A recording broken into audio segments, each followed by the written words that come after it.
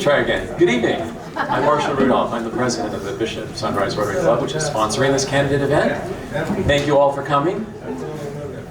Bishop Sunrise Rotary is pleased to sponsor this and other candidate forums as a form of community service promoting voter education.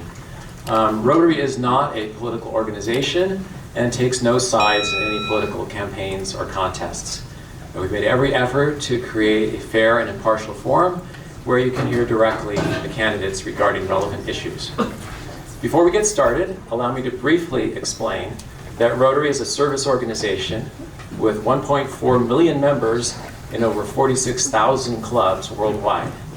Rotarians work to promote peace, fight disease, including eradicating polio, provide clean water, sanitation, and hygiene, saving mothers and children, promoting education, growing local economies, protecting the environment, and disaster relief.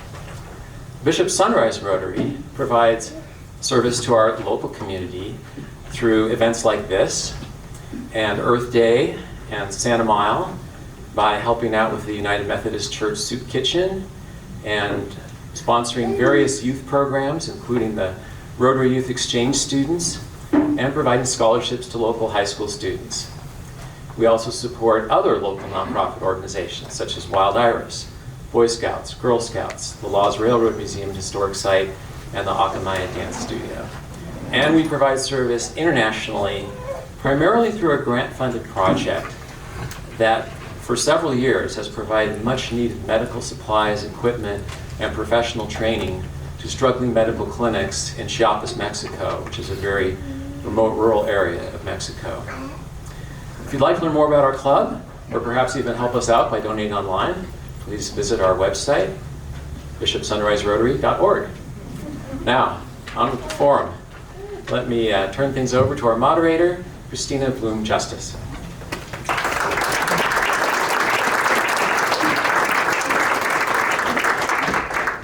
Good evening, everyone, and welcome to the Bishop Unified School District Forum.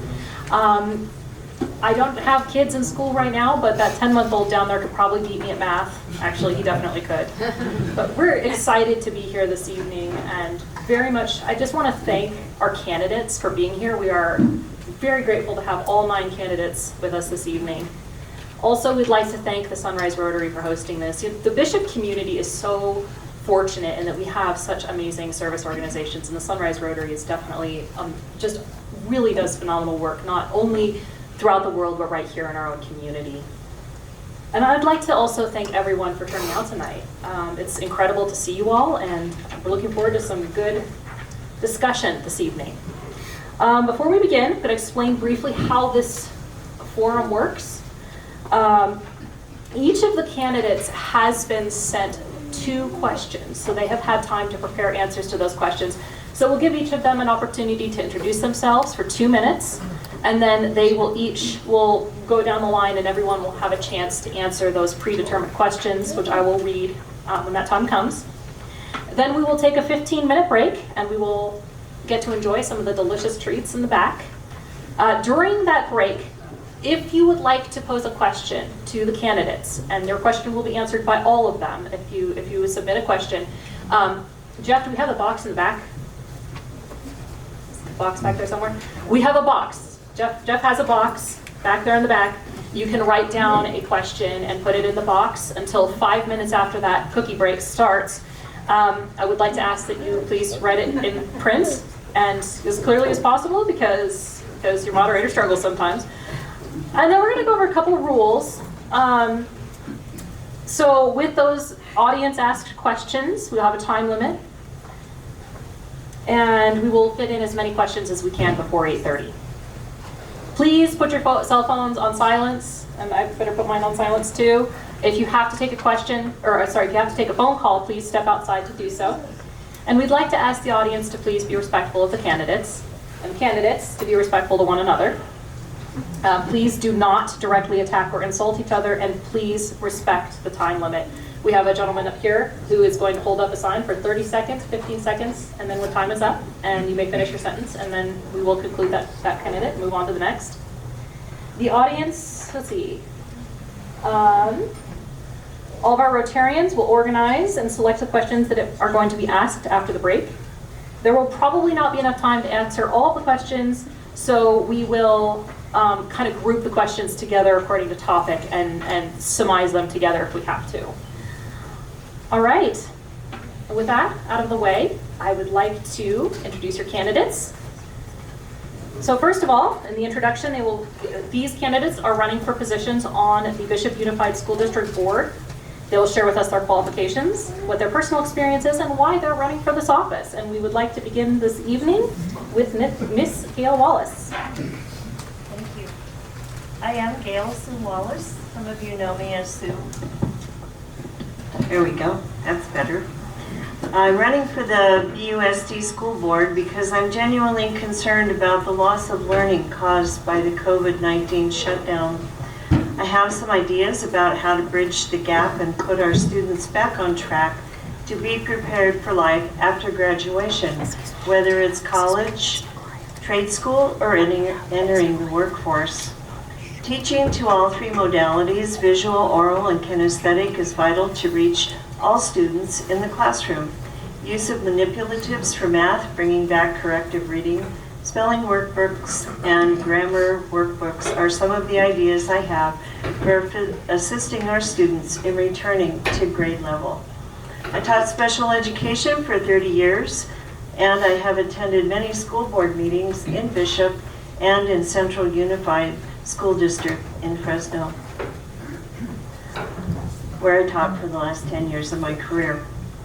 I was the workability director at BUHS, and it's a federally funded program to assist local businesses in hiring students with disabilities. It gives those students job experience, and many students remain employed with the businesses.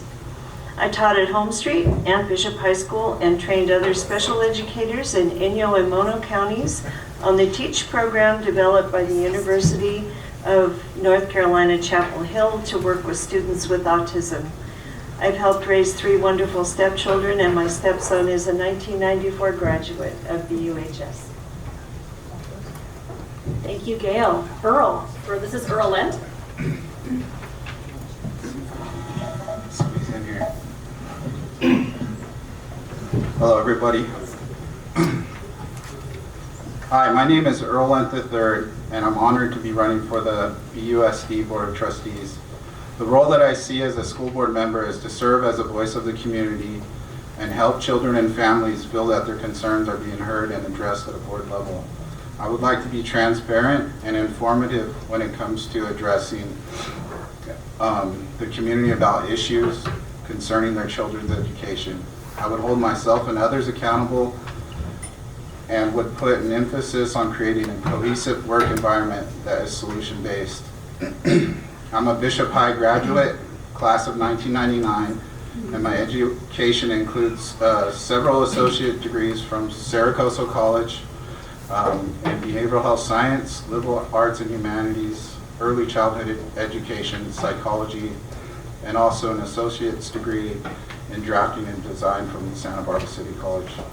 My educational journey has led me to many other certificates and accolades. Currently, I'm enrolled in a concurrent bachelor's and master's program at Southern New Hampshire University and consider myself a lifelong learner.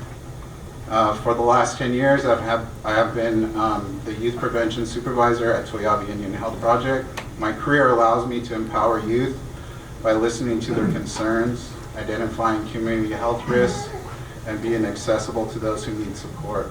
I'm active in developing evidence-based prevention resources which affect youth, specifically providing education related to substance use trends and mental health concerns. My career is grounded in utilizing a multidisciplinary team-based approach. I sit on the Bishop Tribal Wellness Committee and lead the local Tribal Opioid Response Coalition. This has provided me the opportunity to work with many local agencies and community members. More importantly, the coalition serves as a vital role in advocacy for our community. Thank you, Earl. Next we have Claudia Tanner.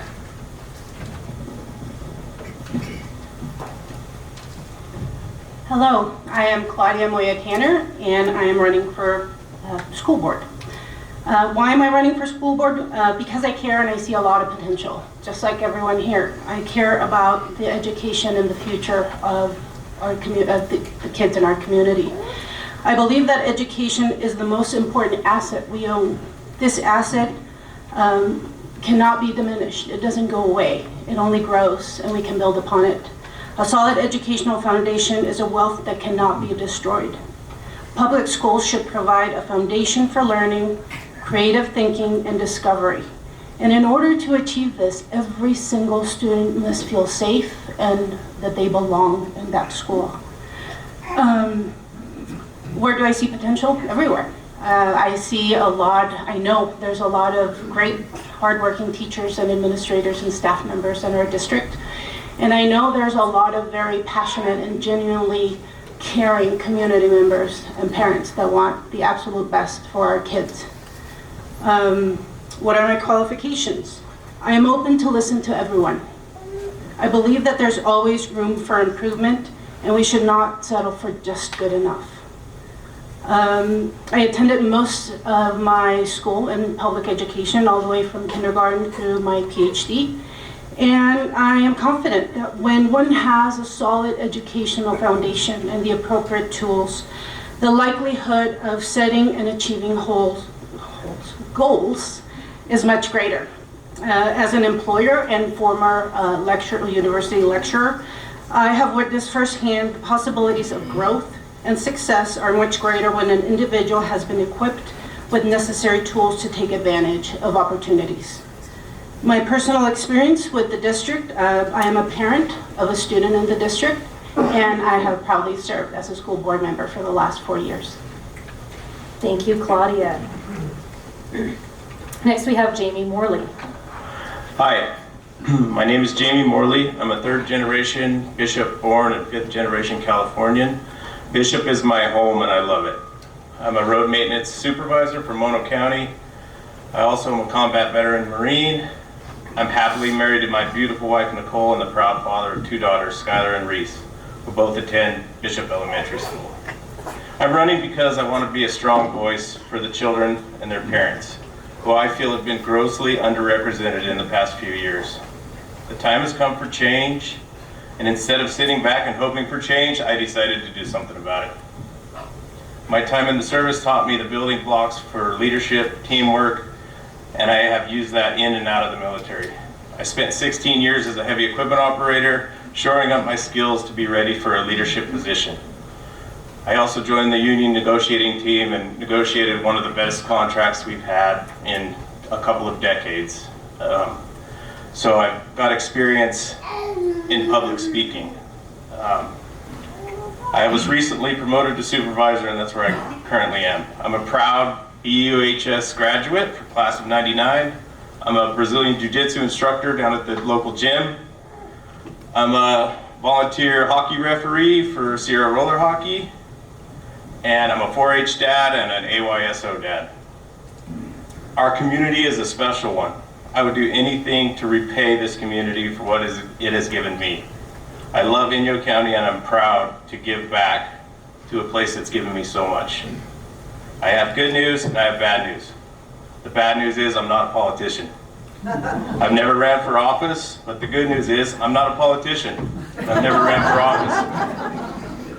The polarizing political climate in the country has divided us, and it's time to start building relationships again and work together to become the district kids deserve. Thank you. Thank you, Jamie.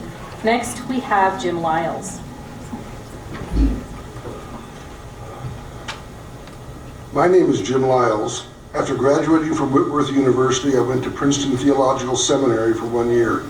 I was then hired as a social worker at Trenton State Hospital, where I learned about mental attitudes that lead to happiness and those that lead to heartbreak. I have a master's degree from Rutgers Graduate School of Social Work and 15 years experience doing marriage and family counseling. I also worked as a residential school for boys brought in by Los Angeles Children's Services or probation resulting from criminal gang involvement or abuse. My introduction to BUSD came last August outside the BAC, where over 200 parents gathered opposing mask mandates already approved by BUSD. The county superintendent of schools began stating that BUSD members had no choice but to vote in favor of the mandates. Parents voiced their frustration about the obvious lack of current board leadership. School board members did not seem to have the time or interest in discussing parental concerns. The parents' voices had already been silenced before they said a word. I am running for BUSB for 4 main reasons. 1, give parents a voice in school curriculum related to related to appropriate sex education, grade level math, and reading. To have teachers notify parents if a student expresses any form of gender dysphoria, threatens suicide, or is depressed. 3, expose the lie of critical race theory. And 4, expose the legal sexual mutilation of children by calling it gender-affirming medical care, a lie promoted by the California State Department of Education.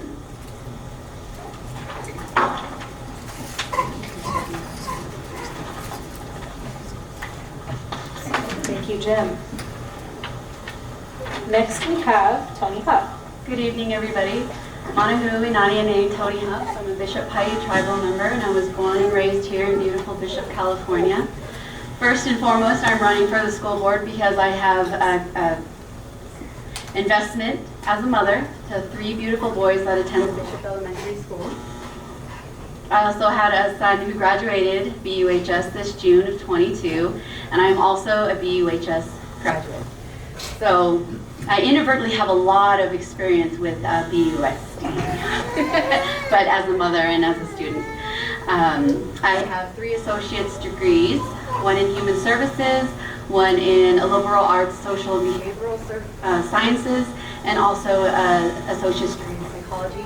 Currently I'm working on my bachelor's degree in psychology with an emphasis on addictions.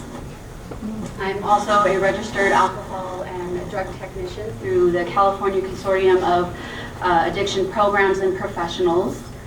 I am the project director for the Tribal Opioid Response Grant at Toyabe, and I've also sat on the Indian Head Start Parent Policy Committee.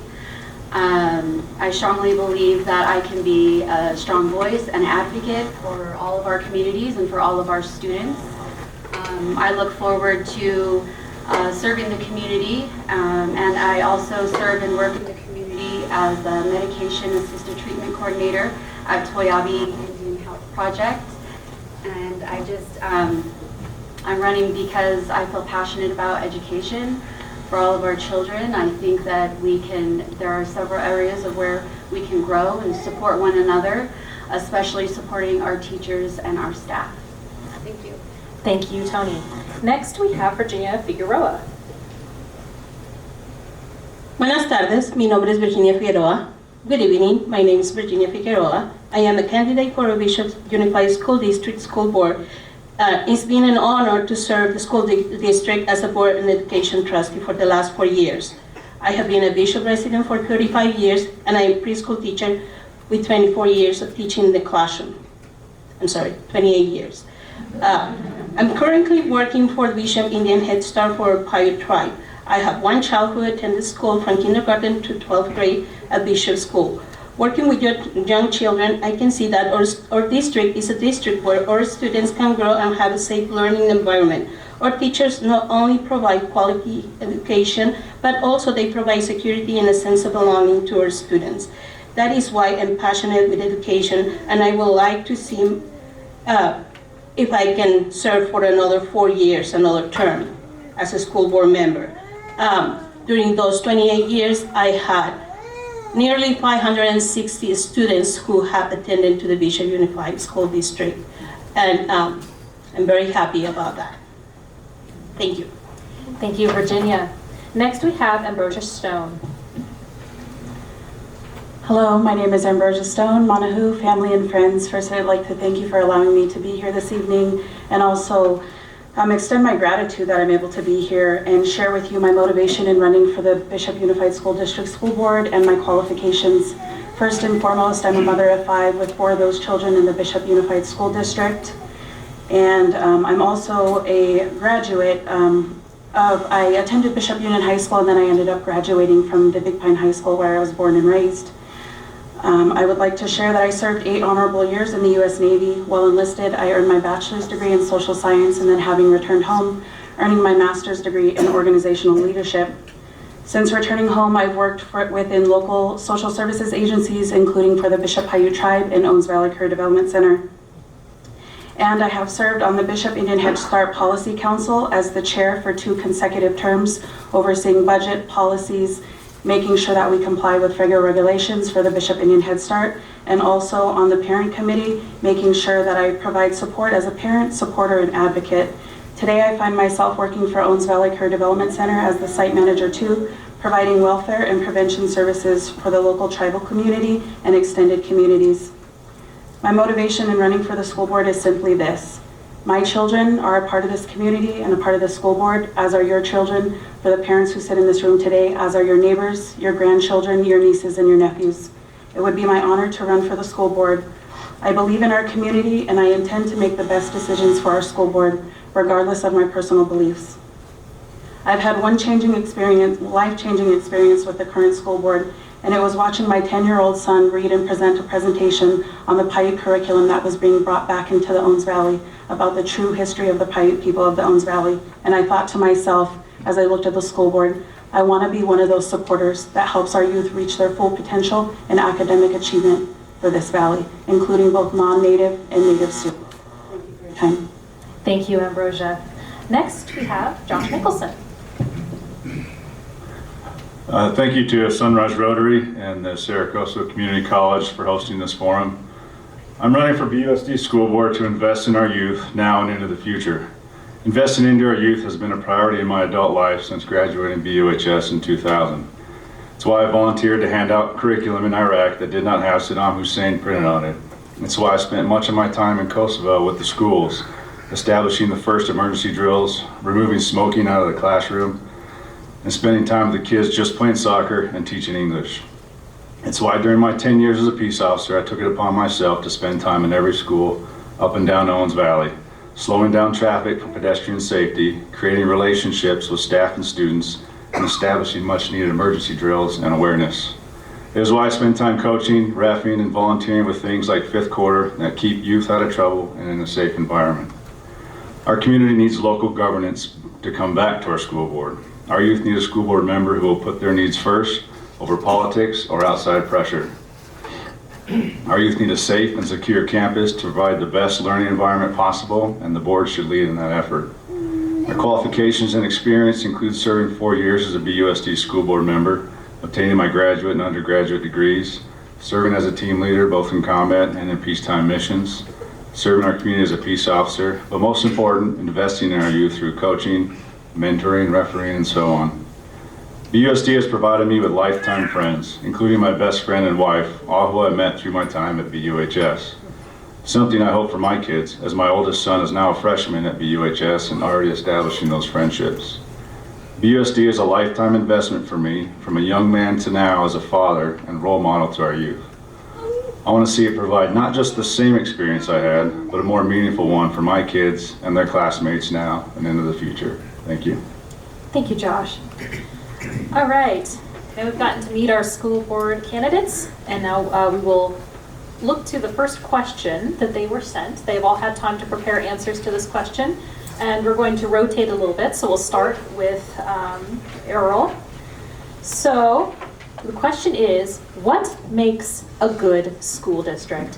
What will your top priorities be in your first year of office, Earl? Thank you. A good school district has quality teachers and staff who are supported at a board and admin level.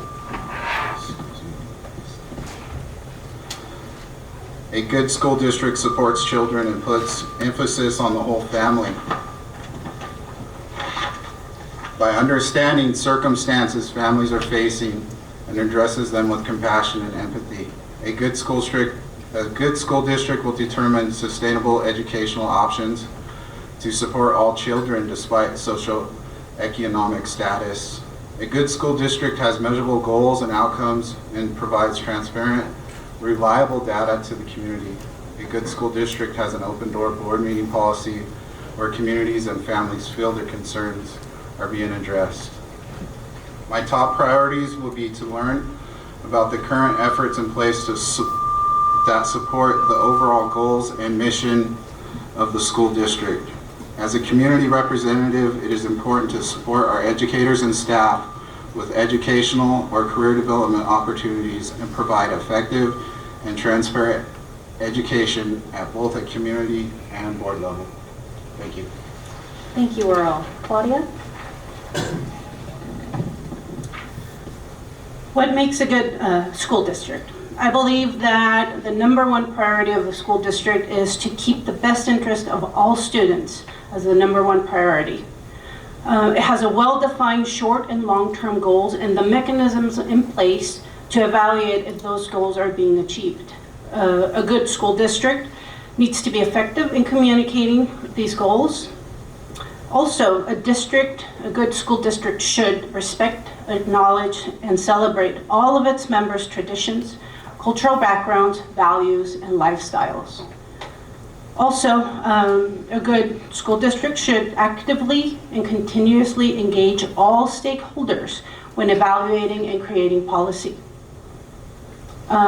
When a good school district should also be composed of members or formed with members that debate for the common growth of the district, not just for the sake of winning. It should be fiscally responsible. And there should be accountability. Accountability with ourselves, amongst school board members, with the superintendent, and it should be a multi-directional accountability. Everybody should hold everybody else accountable. Just like you, the community members, and the parents should hold school board members accountable. What will be my top priority in my first year of office? Hopefully it will be all 4 years, and that is to continue to listen and address the challenges that we have in our district, and to make sure that support mechanisms, support systems are in place to properly address such challenges, and to effectively communicate that I have high expectations. Thank you. Thank you, Claudia. Jamie? What makes a good school district? A good school district consists of the board, the administration, and the staff working on behalf of the community and its values. By building relationships, restoring trust within the district, to provide the best education possible to prepare the children for the next level of education or trade schools or entering the workforce.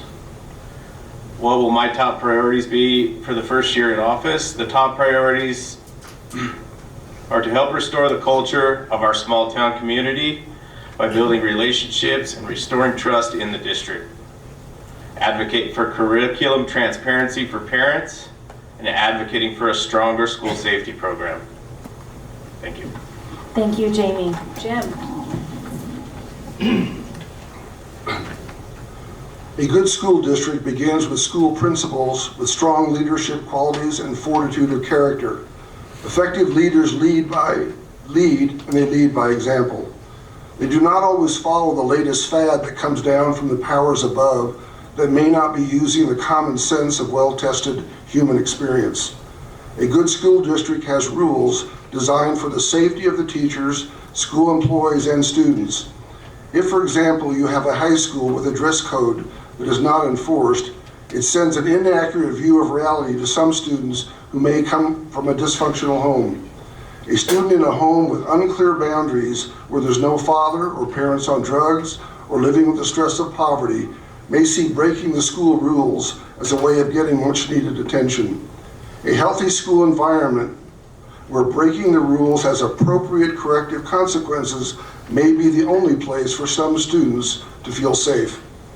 If elected to Bishop School Board, I will strive to listen to the concerns of students, teachers, school employees, and other board members, assisting where possible to create a school environment where students and teachers want to have higher test scores and develop effective social skills.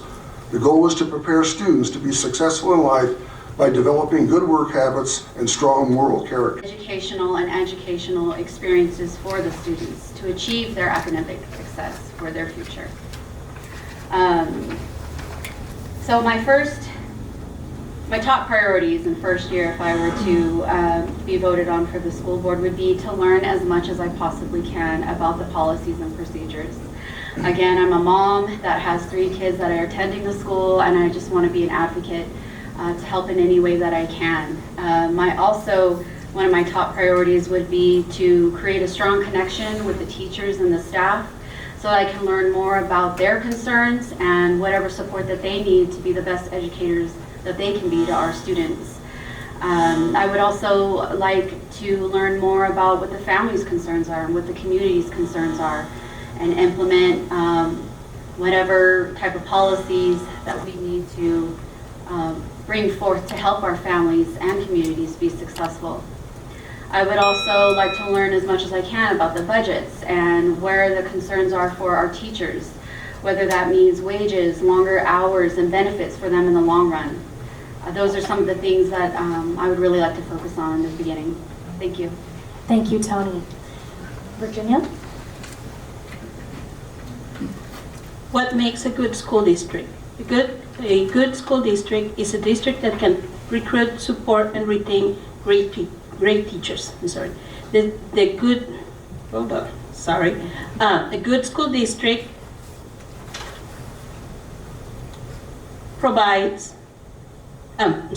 proves it can be a leader by developing great teachers, and these teachers can deliver great instruction to our students. Also, the district has shown compensation, professional support, management and operations, career and leadership opportunities, and student services. Also, the district has shown respect for teachers' performance and expertise. Teachers' evaluations has to be transparent and based on quality evidence, supports efficient daily operation of schools, facilities, high quality, and school leadership. My top priorities, it will be as a school member to make sure and to be supportive to establish the goals and visions of the school district, consider school values, beliefs, and priorities in order to be responsive and to set the path we want to follow by establishing a structure that is efficient and effective. Thank you. Thank you, Virginia. Next we have Ambrosia. Thank you. What makes a good school board district, and what will be my top priorities in my first year? I believe a good school board district is a balanced school board of diversity represented by an entire community. Further, a great school board consists of individuals who come with a diverse and strong qualities of being able to listen to their communities, their educators, and most importantly, our children and our youth. Those who are willing to communicate and make the best decisions for a school board and a community, regardless of their own personal beliefs. And within my first year, I intend to find more ways to support our youth and their families, their health and safety, our educators, and our supporters, in addition to becoming better informed about our responsibility financially and to be able to provide transparency to our families. Also, to help mothers, fathers, and families like me to better understand their school district and their school board. One thing I hope to change is to invite more diversity to the school board meetings so that there's represented individuals there who can go home and take back this information for those who are unable to attend and unaware about the happenings that happen in their own communities here with the school board. Much like me, there are those that are misinformed or have a misunderstanding, and I would like to be that voice that welcomes them to every single meeting, to be there, to be a supporter, to be an advocate, and most importantly, to be one as a community. Thank you. Thank you, Ambrosia. Josh? A good district represents the values of its community, creates a safe and secure campus in order to achieve the most productive learning environment possible. It needs to be a part of preparing our youth for entering what we call real life, which means instilling integrity, teamwork, work ethic, respect, and discipline. A good district provides the opportunity for a well-rounded education for all its students, but also knows where to draw the line between educating and parenting. A good district does not discriminate or segregate its most important stakeholders, our students. This should go without saying, as it has been the law for decades, but it is worth repeating given actions around our nation. A good district creates a teaching and working environment where we retain our great staff as well as attract great candidates. That working environment means teachers should be able to be creative, have fun, think outside the box, and establish meaningful relationships with their students.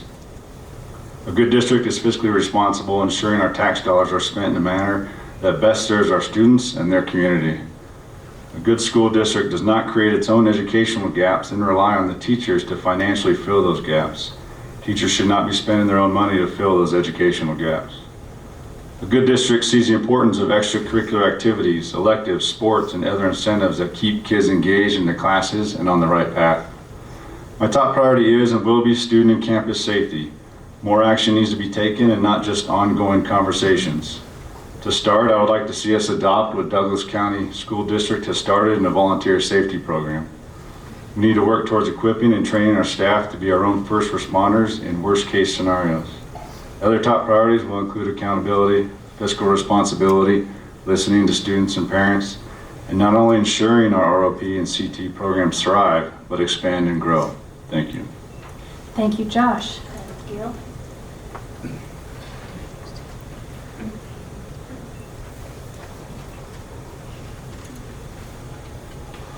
What is a good school district? A good school district follows the best educational practices to meet the needs of all students, considers the needs and concerns of parents, reviews hiring recommendations of administrators to provide the best qualified teachers, and supports staff to serve our students, and makes fiscally sound decisions in creating a budget and a safe learning environment. My top priority is stated in my introduction to bridge the gap in learning created by the COVID-19 shutdown. I would ask teachers what they believe their students need to bring their skills up to grade level and make recommendations to my fellow board members to consider for best practice. Rebuilding trust between the community and the BUSD school board is very important to me. Awesome, thank you. That is our first question. Our second question this evening, which they have also had time to prepare and answer. How involved should a school board member be in the classroom? What level of trust do you have in our local teachers as professionals? And Claudia will be starting this one.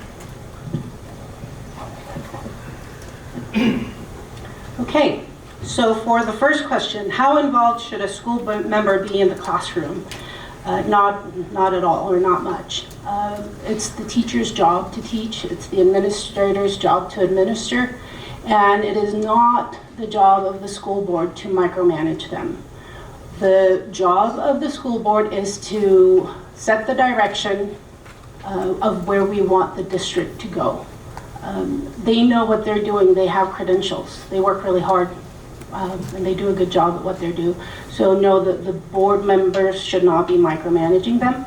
Yes, there should be a general awareness and familiarity with curriculum and policies and practices that are in place to make sure that what was suggested, proposed is actually working the way it's supposed to work. But no, we should not be micromanaging teachers.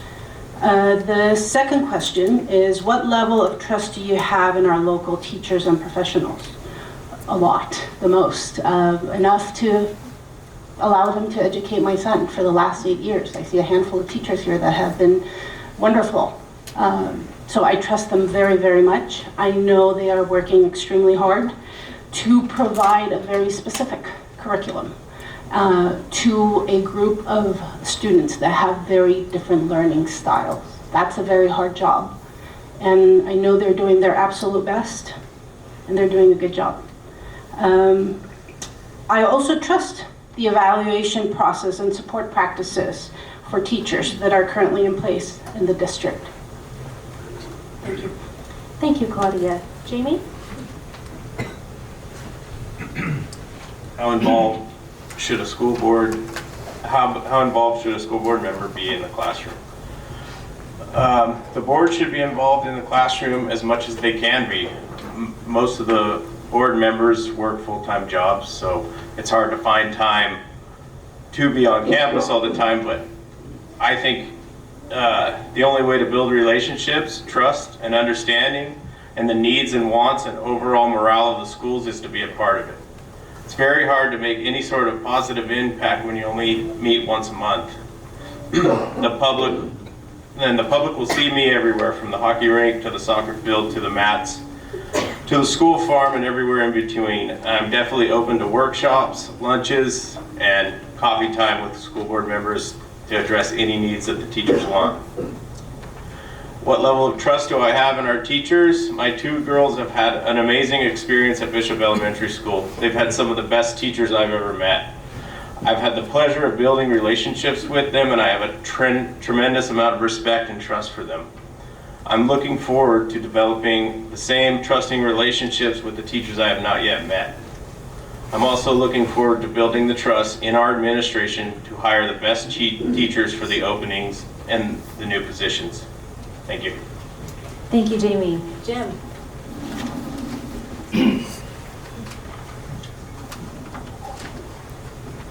As a board member, I would like to attend classes in each school and learn from the perspective of teachers what they see as the challenges. I have never spoken with a Bishop teacher about this. I will comment on what I hear is going on in many school classrooms nationwide. In my opinion, education is at a crossroads. Schools are going to move back towards meaningful education or continue down the road of indoctrination. The mostly unseen battle that is raging in some classrooms is for the control of parents' rights. On national news, I recently heard a teacher say parents should have no input into the curriculum taught in school. It should be left to, quote, the professionals. The person speaking was obviously never a parent. You may have seen on the news the parents at Loudoun County, Virginia school board meeting who loudly protested the classroom teaching of critical race theory. Some parents were investigated by the FBI and the Department of Justice as domestic terrorists.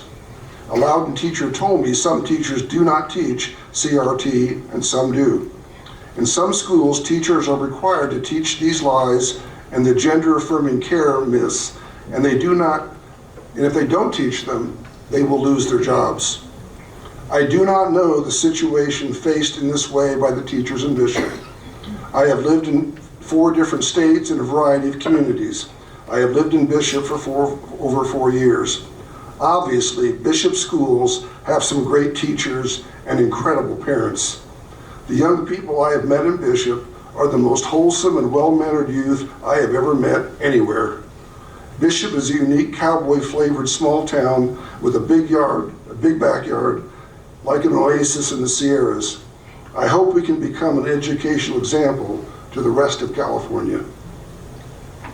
Thank you, Jim. Toni? How involved should a school board member be in the classroom?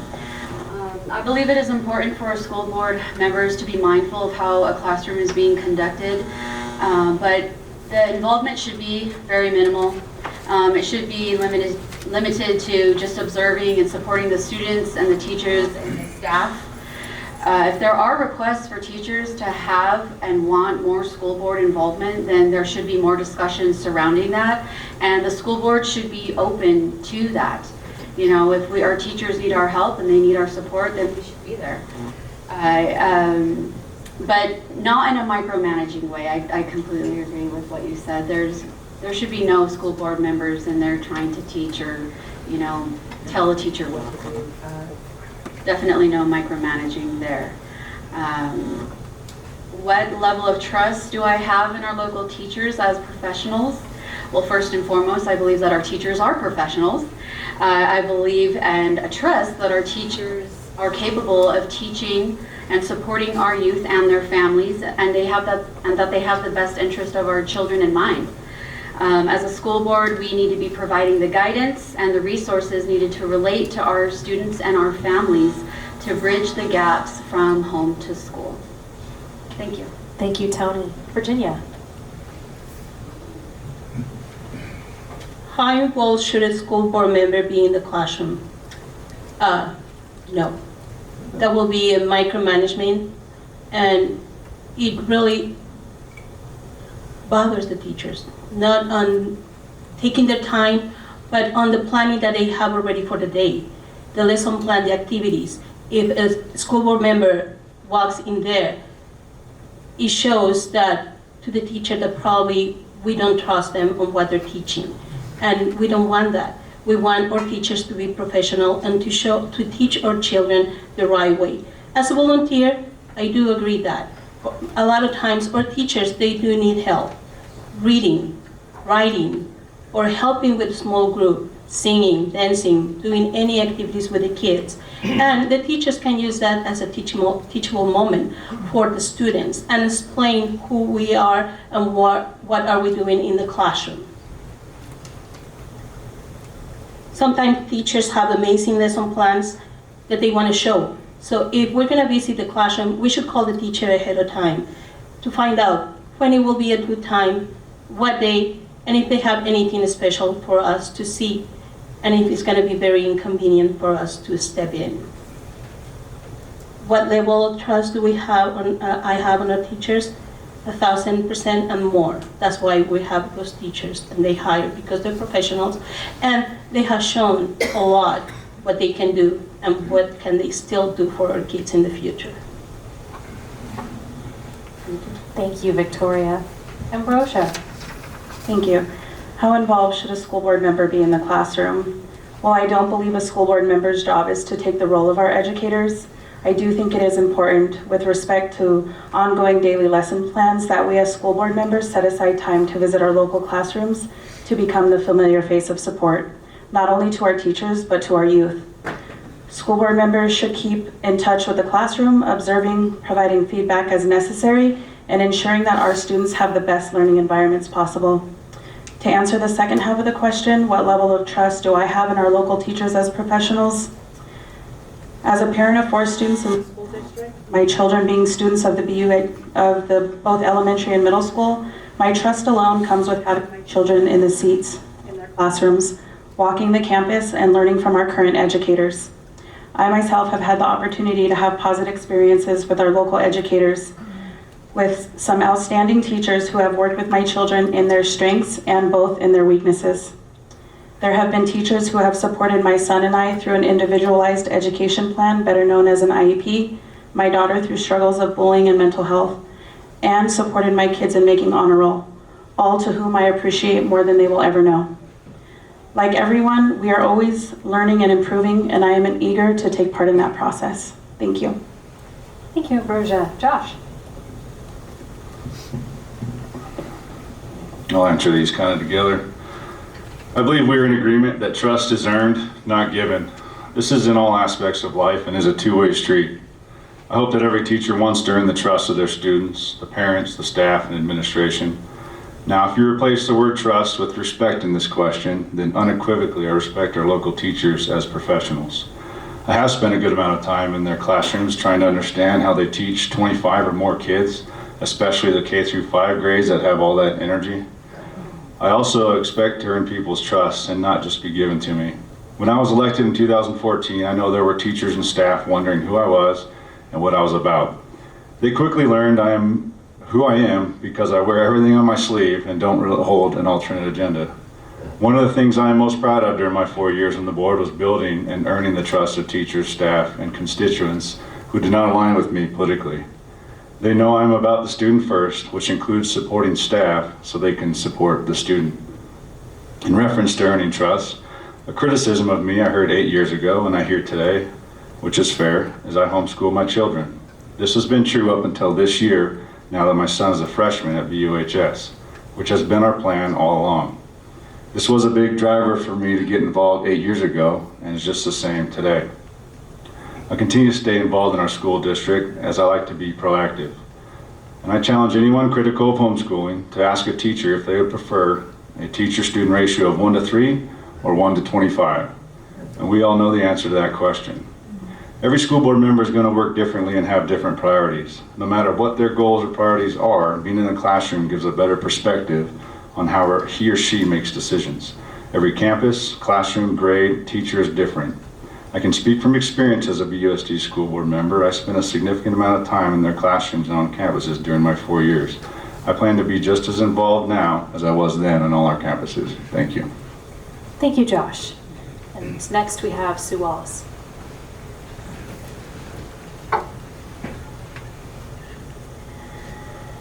Teachers know what's best for their students, how to teach them, and to retain what they've learned. As a public servant, it's imperative that I discuss with teachers and parents how to best serve their students. Knowledge-based decision-making is only as good as the knowledge gained from the people who work with our students daily. I believe our schools have the best qualified educators teaching our children, and I believe that was true when my son was at BUHS. It's unfortunate that limitations to in-person education was caused by the pandemic. I will visit classrooms to support teachers in any way I can. I believe that my classroom experience could be helpful for current staff. I am also a reading specialist and would be very happy to share what I have learned with those of you who are teaching our children today. Thank you. Thank you. Earl?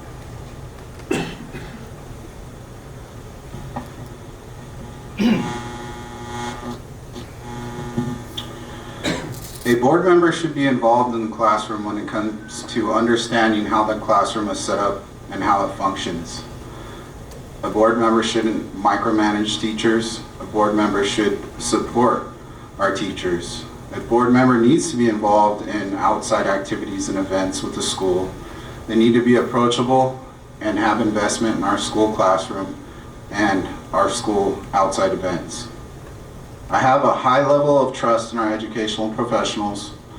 The teachers that I have had a pleasure with working with have been the most professional and have gone above and beyond in helping find solutions or connecting me to the right resource to any problem I have had. I feel that we need to support our teachers and look at their concerns as a priority. My personal experience with the Bishop Union School District has given me navigational experience.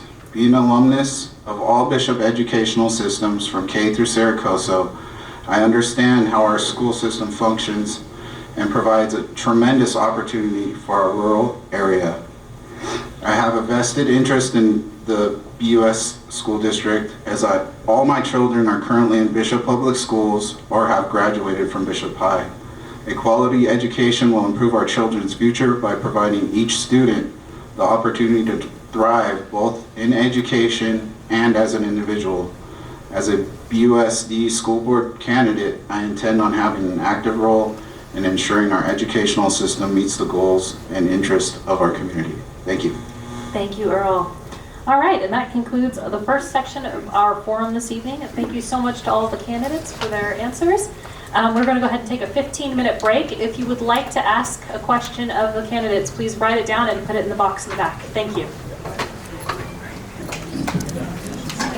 To say thank you so much to everyone who submitted questions. There was a stack about this thick of questions back there. Like it was a pile of questions. So there was no way we were going to be able to get to all of them. So if your specific question is not asked, I've talked to all the candidates and they've said they're more than welcome to, or if you have a question that you would like to ask afterwards or in the future, that you're welcome to ask them. But with that, we're going to go ahead and dive into these. We have, would like to keep the answers to 1 minute to 2 minutes max, and we will cut them off after 2 minutes, but each candidate will have a chance to respond to these questions. So we'll try to get through these as quickly as possible and get to as many as we can. All right, question number 1.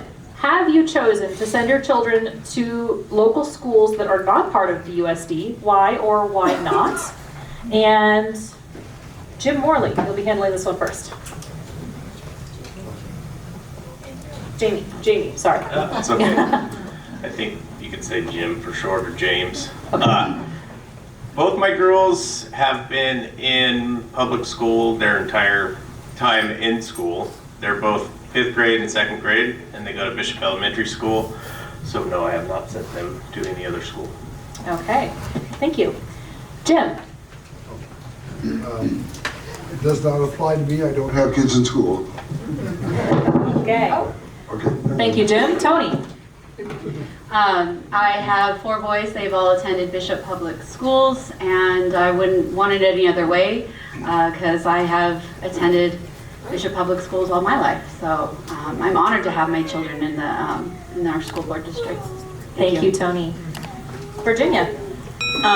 I have one child who attended from kindergarten through high school to Bishop Union High School, but I also had 560 kids that they were mine that they attended to the schools. And I currently have 4 children within the Bishop Elementary and Home Street Middle Schools right now. And my daughter, she'll also be going to public school as well. And I hope one day they'll all be proud Bronco graduates. And I wouldn't have it any other way. And Josh? Or Ambroshia, did you answer? Yes, that was her. I kind of touched on this and answered it earlier, but I'm definitely excited to go into depth. So yeah, my wife and I decided to homeschool our children up until high school. That was always our plan, to put them into BUHS. They wanted to graduate the same high school that their parents did, and then on my wife's side, grandparents, their grandparents, and so on. The reason we chose to homeschool is many. One is our faith. That's our foundation, and that's where we wanted to start their education, and so that they would have that to move on. Secondly, in my previous profession, my schedule was all over the place as a peace officer. So if I had Tuesday, Wednesday, Thursday off, I got to spend time with my family. And every parent here, specifically peace officers, know how important that little bit of time, that window you get with your family is. And a lot of them that work from swing shift 3 to 1 would not get to see their kids for 3 days sometimes 4 days, just because of the nature of the employment. So it was extremely important, because not only could my wife get in, and by the way, I didn't homeschool my kids. Just wanted you guys to know that she is everything to that. It wouldn't happen without her. And so she could get a lot of stuff done in a short amount of time, so that they could spend time, we could spend time as a family together, and then we could do whatever on my days off. Thank you. Thank you, Josh. And Sue.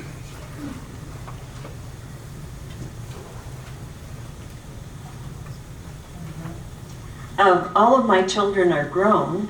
I did mention that my stepson went to Home Street Middle School for his 8th grade year, and he's a 1994 graduate of Bishop Union High School. All 3 of them did go to public schools their whole careers, and both of my granddaughters also are in public schools. Thank you, Gail. Earl?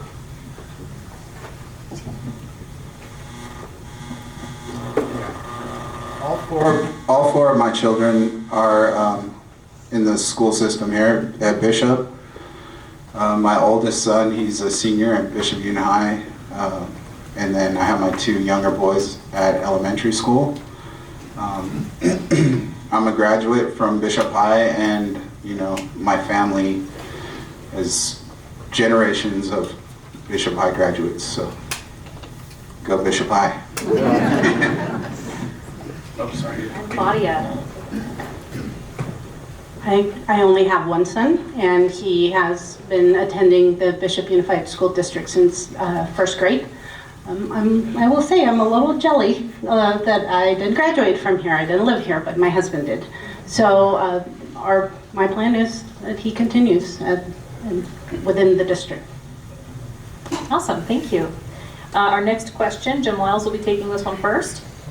If there is another public health emergency, would you support public health guidelines? Yes. If there is another public health emergency, would you support public health guidelines? It depends. Can you be more specific, or? I guess you're just talking about, it depends on the situation. I can't address an unknown.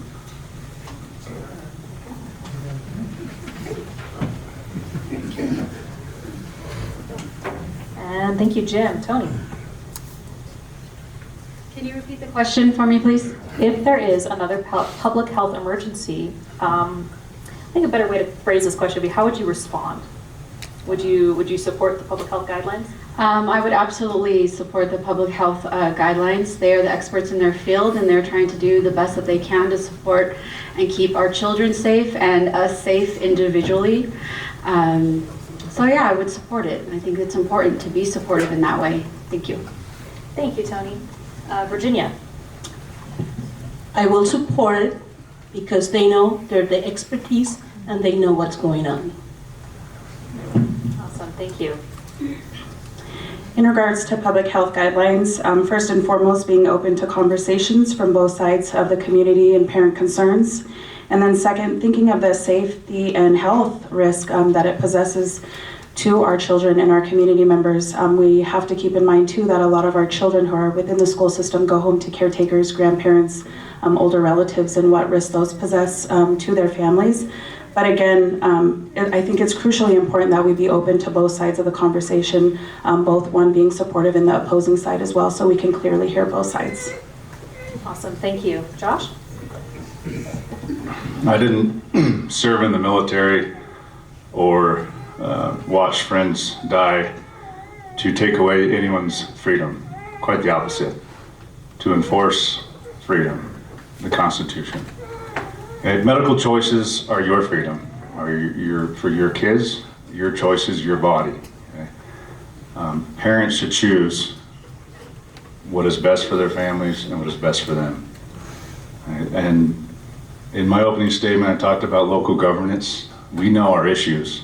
California doesn't know our issues and they don't care. The federal government doesn't know our issues and they don't care. Local governance. Open conversations, not being shut down. I think it was Jim that said earlier, decisions were made before parents even attended some of the meetings, which was unfortunate. This is a hot topic issue, and every emergency is going to be different and bring different challenges. But I would always lean back on freedom for you, everyone sitting in this room, and your families and friends. Thank you, Josh. Sue?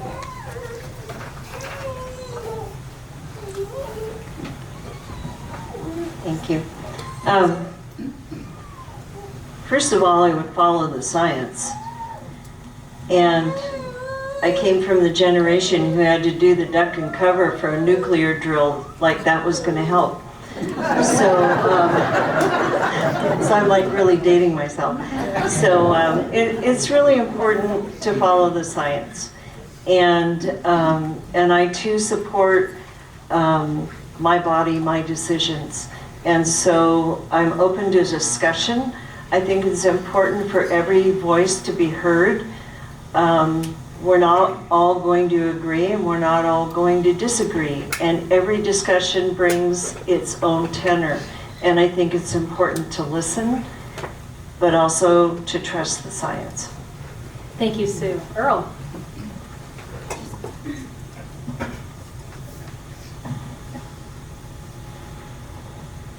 Yeah, I think it needs to be discussed and really looked at from an open-minded perspective.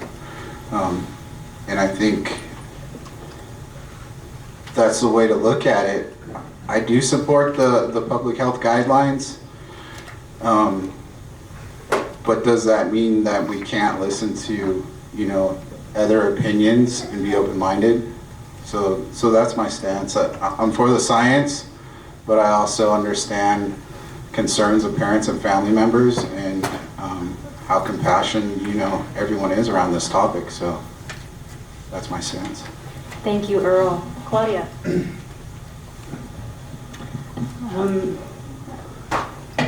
Yeah, this is a big unknown, and I really, really hope we don't go through another health emergency anytime soon.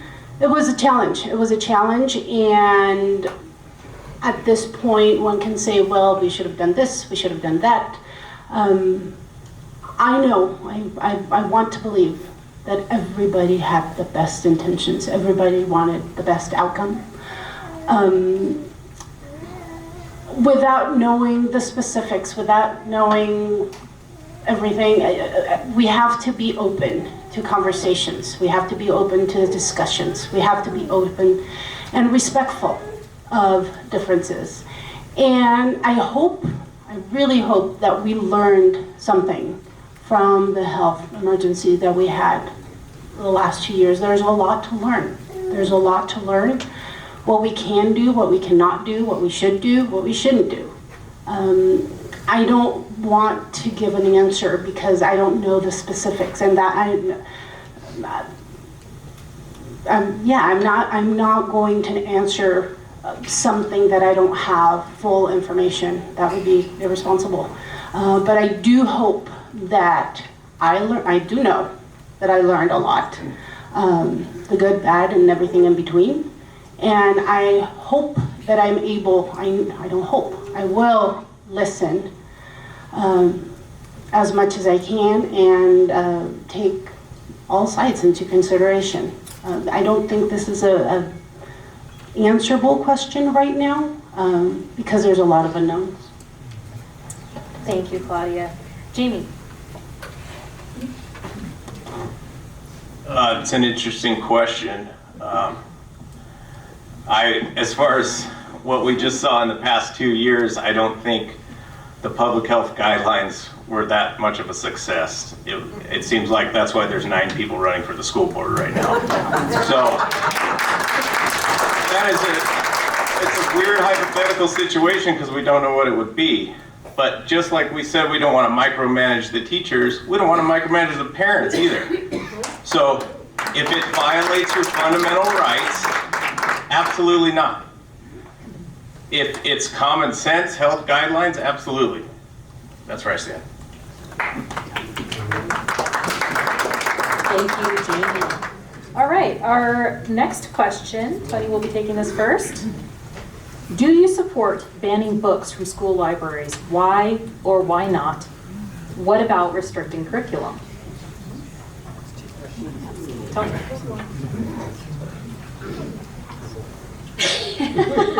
Thank you. I think it depends on the literature, but I don't support banning books from libraries. I don't support, stopping any type of curriculum that's going to expand the minds of our students. I believe that, books are created for us to be open-minded and to learn and to discover the world around us, cultures we don't know, places we've never been. I don't agree with banning books or, stopping teachers from exploring new curriculum. Thank you. Thank you, Toni. Virginia. I do not support banning books from schools. Besides that they bring rich learning experiences for the kids, and they can travel and they can learn and they can do so many things with books. They also, for the young kids, it gives them that sense of learning on their fine motor skills by flipping pages, recognizing numbers, learning the letters, knowing where to start, where they can stop in the book, learning how to use the book from front to back. So it gives more experience carrying a book than just a laptop or a iPad where they just use one little finger to move things around. Kids, they need to use their whole hands, their whole senses, use their fingers to move around. Thank you, Virginia. Ambrosia. Thank you. This is a bit complicating. I know this is a sensitive topic for a lot of people, but I think with the right discretion and looking at whether the books are age appropriate and whether the curriculum that's being read by the children within their respective ages is appropriate with the curriculum that they're taking in. I also think it's important that we learn, that we're able to learn about those that we coexist in a world with our neighbors who may be of a diverse race or a diverse culture than we are. I think that's crucially important, especially here within the Owens Valley. We're a community made up of several different races, several different religions that have to coexist here with one another so we can call ourselves a community and care about one another. I think literacy has the potential to change the lives of the children after they pick up that book and turn those pages. We never know what they're going to intake after they pick up that book. And my hope is that after they picked up a book that wasn't banned from our school district, that it could potentially change their life for the positive. That's my take on that question. Thank you. Thank you. Josh. Well, this is political There's one question. Banning books is definitely a slippery slope. Doesn't matter what side of the aisle you're sitting on. Like Ambrosia said, it needs to be age appropriate, and parents need to be involved, especially if it's an assignment. If it's going to be confrontational, or if there's going to be an issue, a teacher probably knows it and should probably reach out to parents. And then as far as curriculum goes, it needs to be reviewed in depth prior to approval. When I was on the board, I took home every curriculum. I can't say I read every word, but I reviewed all of it prior to voting. So just really involvement and knowledge, and I would encourage everyone sitting here to continue to attend the meetings, because that kind of mundane stuff is voted on all the time. Thank you, Josh. Sue?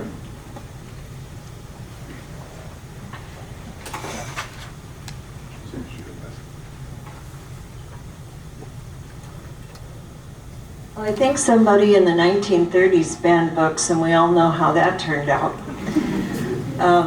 And I agree that it all needs to be reviewed. It needs to be age appropriate, and it needs to be relevant to the learning. What are we teaching? That was always the question. And sometimes it was important to look at the opposite view to understand where your own personal views stood. In political science, you have to know all the sides of the discussion. Yeah, this is a hot topic. And as far as curriculum goes, it is really important that we all know what our children are learning and where they're learning it from. And I really encourage all of you as parents, as Josh did, to come to the board meetings, because voting on curriculum needs your input. And it's the only way that we can assure that we're teaching your children what you're hoping that they're learning. And bridging that gap right now, reading, writing, and arithmetic is really important. So we need to have the tools that we need to help bring kids back up to grade level. Thanks. Thank you, Sue. Earl?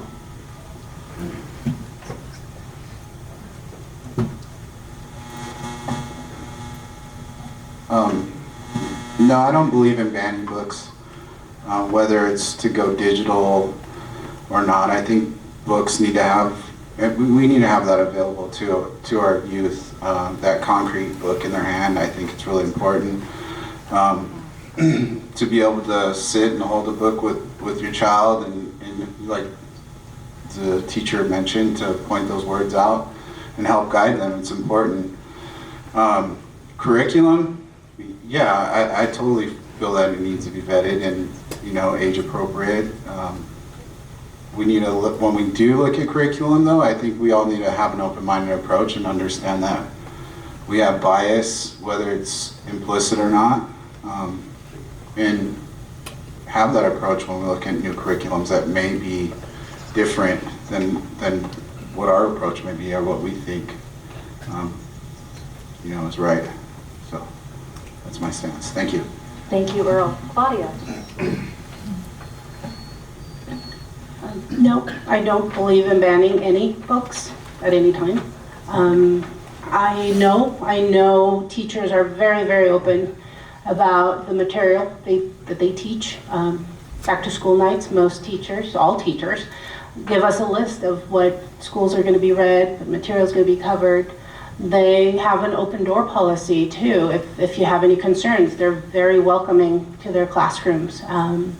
And no, I don't believe in banning a book. A public school is a place of discovery and critical thinking. And I think having access to all books allows for this. As far as curriculum, there's a very involved process in curriculum adoption. There's more than one curriculum that's usually studied. It goes through a vetting process by the teachers, by the administrators. There's this thing called school site councils. Every school has one, and it's formed of parents, administrators, and teachers A lot of these conversations about curriculum happen there, and a lot of the recommendations come from there too. So once a curriculum is vetted, tested, studied, compared to others, then there's a recommendation that comes to the board. That's when we ask further questions. If we listen to all stakeholders, and we ask the question, why are we doing this? What is the purpose of this curriculum? And once we answer those questions, then we can vote. Thank you, Claudia. Jamie? No, I don't support banning books. Like Josh said, it's a slippery slope. And I'm going to echo everybody else and say age-appropriate curriculum. Obviously, my 7-year-old doesn't need to learn too many heavy political topics right now. She needs to learn how to kick with her left foot in soccer. And I wanted to also emphasize parents need to start stepping up more and showing up to these meetings like you have been, because as we said before, the school board's role is to represent the values of the community on behalf of the children, and so they can get their best education that we have available for them. So the more input from the community, the better. I believe that if it gets to a point where somebody's showing up, or there's this many people showing up for a topic, then it's probably not appropriate. So if we get to that point, that's when we make a decision, and the board will do what we were voted in to do, which is approve what's appropriate for our children so they can get the best education. Thank you. Thank you, Jamie. Jim? Interesting question. I'm going to approach it this way.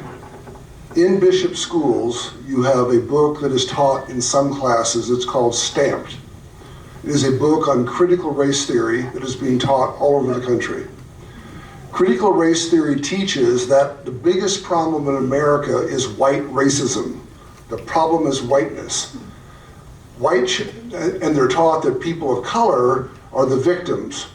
If you switched the word racism and put in the word class, you would have the exact same teaching as Karl Marx and socialism. The problem is that white kids go home and they'll say to their mother, Mom, excuse me, I think you're talking politics here. I think We will take no interruptions. I'm talking about a book that's in Bishop School. Let him finish his sentence, please. White kids will go home and ask their mother, Mommy, why do you dislike black people? If mother answers, I don't dislike white people, why would you say that? Well, you're white and you probably don't know that you're racist. It makes a class of people, and by the way, only white people can be racist. There are some schools, let me switch to another topic, and I don't know about this in Bishop schools, I want to qualify that.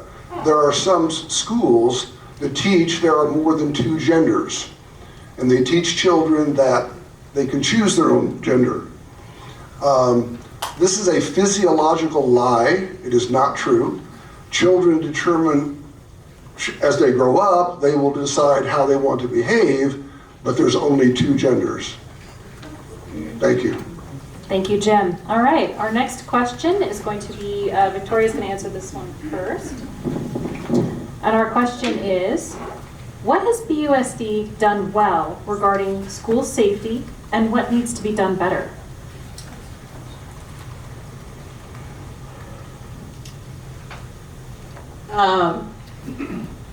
The thing that BHUD is done for school safety is that we were able to hire our SRO to be on campus and keep our kids safe.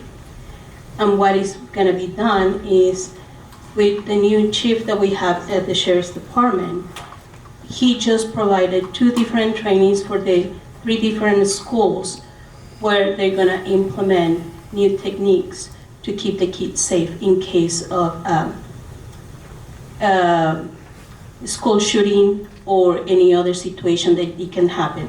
I was able to attend to both trainings, and it's going to be more to come because now teachers are going to get trained and get involved on what they're going to be doing to keep our kids safe. Thank you, Virginia. Ambrosia? I would like to share that within the past, I remember there being a threat made to the school about a shooting that was going to take place, and I remember taking my children to school that morning and seeing an abundance of local law enforcement on the school campus. And I couldn't help but to feel grateful that when I dropped my children off at the elementary school that I was able to be greeted by California Highway Patrol and Bishop Police Department officers, and how safe that made me feel to know that while I was going to go to work that day, that I was feeling better about being able to pick my children up that day from school and not receive a phone call that something had happened. I do feel better that when I go to the campus, I do see officers on site. I feel better that they're able to communicate with me and converse with my children and also make my children feel safe. But I also do feel that there's room to have open conversation about other options that could be available to us to provide safety for our children, for our families as well. And I'm willing to hear that conversation and discuss that conversation. And I'm also willing to learn more about this topic if elected to be on the school board. Thank you. Thank you, Ambrosia. Josh? The Bishop PD did get a grant for an SRO position, but that may not be here long term. And Bishop Police Department is limited in their manpower and funding, and that's no different over the Sheriff's Department. The Sheriff's Department, I believe, needs to step up and look at an SRO position. That's not anything that the board can really influence, but hopefully there's another election separate to ours going on that discussion can happen in the near future. BUSD is currently doing lockdown training, or they have already. They're continuing emergency response training, which are all good small steps. The problem in our small community and with our campuses is they're so spread out. At any one time, even during day shift, you might get anywhere between 8 and 12 law enforcement responding, both in uniform and not in uniform. I would like to see more internal training as far as being your own first responder. And I did talk about earlier, Douglas County School District is doing a volunteer safety program. What that includes is reaching out to the community for retired law enforcement, veterans, to really just foot patrol the campus. And the volunteer process wouldn't be any different. They'll be vetted, there's background checks, all that. But essentially these are men and women that just want to be around to be another level of security. That's not going to cost anything to the district other than maybe some type of coordination at the district office. Those are the things that I'd like to see just for starters, and just continued training and awareness. Thank you, Josh. Sue? I was pleased to see that there are SROs here. When I taught in Fresno, we had regular lockdown drills. The district where I taught, all the bad guys decided to run out to the orchards and vineyards and hide, and our school was right there in the middle of all of it. So we had regular lockdown drills. As a potential board member, I would like to address cyberbullying, because to me that's really the primary safety for our kids. They're all on their phones, they're all on social media, and the cyberbullying is out of control. And it's damaging a lot of children and causing more suicides. So as a board member, I would like to address that and come up with a plan. Thank you, Sue. Earl?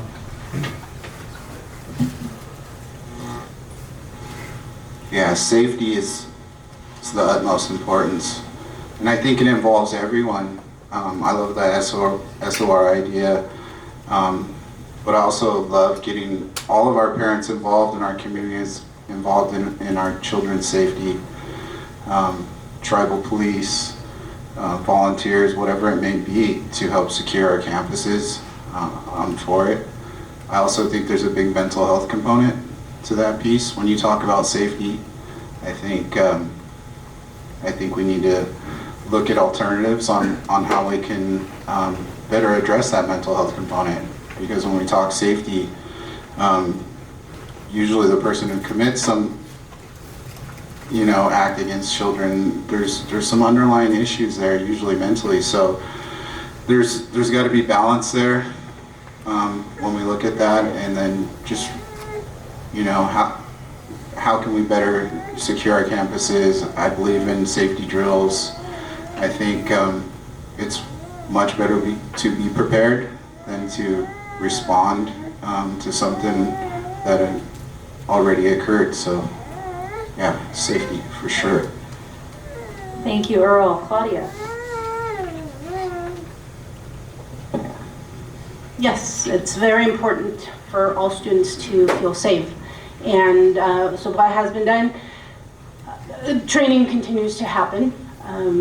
There's a safety committee that meets quarterly, I believe, and they report back what are the needs, what are the challenges, the lockdown drills, et cetera, that's been going on and continues to happen. Our campuses are open campuses, so I know at least at the elementary school, there is now a fence. So that provides some safety. As parents, is this enough? We'll probably all say no. Are there more options? Absolutely. We always want to keep our students safe, not just from outside dangers, but within the school. And back to what Sue was saying, cyberbullying, mental health, all these are valid safety concerns that we should all have. I also believe in prevention. What are we doing when it comes to prevention? We need to be engaged. We as parents, we as school board members, we as teachers, we need to be fully engaged with our students. Those of us that are parents know when something's off with our kids. Be engaged, be responsive. It's all of our responsibility to provide a safe place for our kids.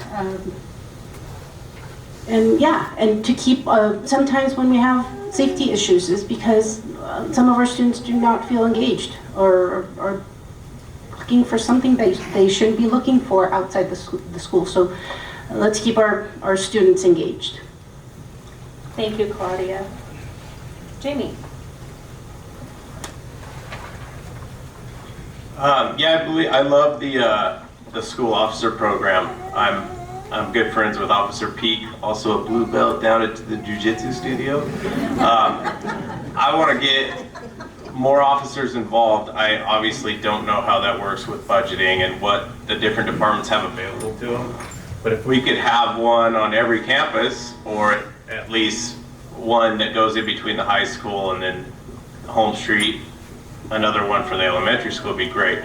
There's also really cool ideas I've read articles about in Arizona and Nevada and stuff where volunteer dads are vetted and walk the campus at different times. And every Friday I have off, I go to pick up my daughters, and it's like one of my favorite things because we call it like lineman dad or heavy equipment operator dad day, because there's all these dads there, and it's like the best feeling when you see all these dads and moms too picking up their kids. Lots of parents, lots of eyes. And I also want to echo what Claudia said, and we need to recognize issues before they come about. If a kid is having some sort of an issue mentally or physically, a problem at home, we need to address it, not wait for it to fester and get out of hand. So yes, school safety number one, and we definitely have room for improvement in every aspect of it. Thank you. Thank you, Jamie. Jim?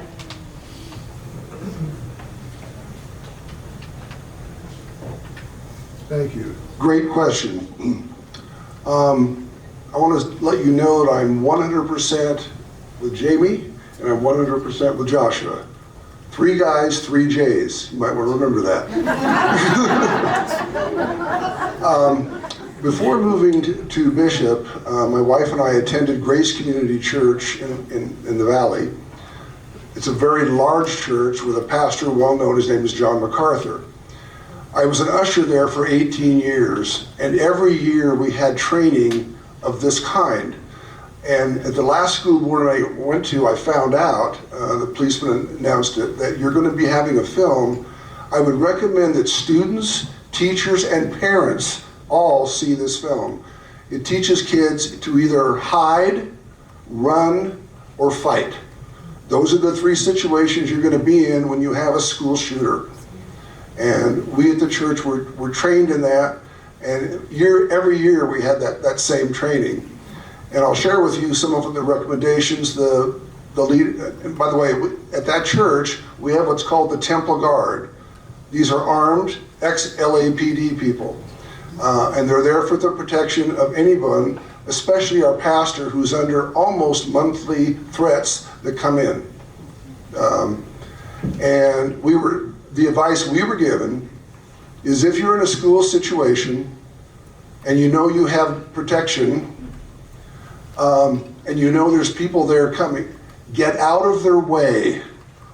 Their job is to stop that person.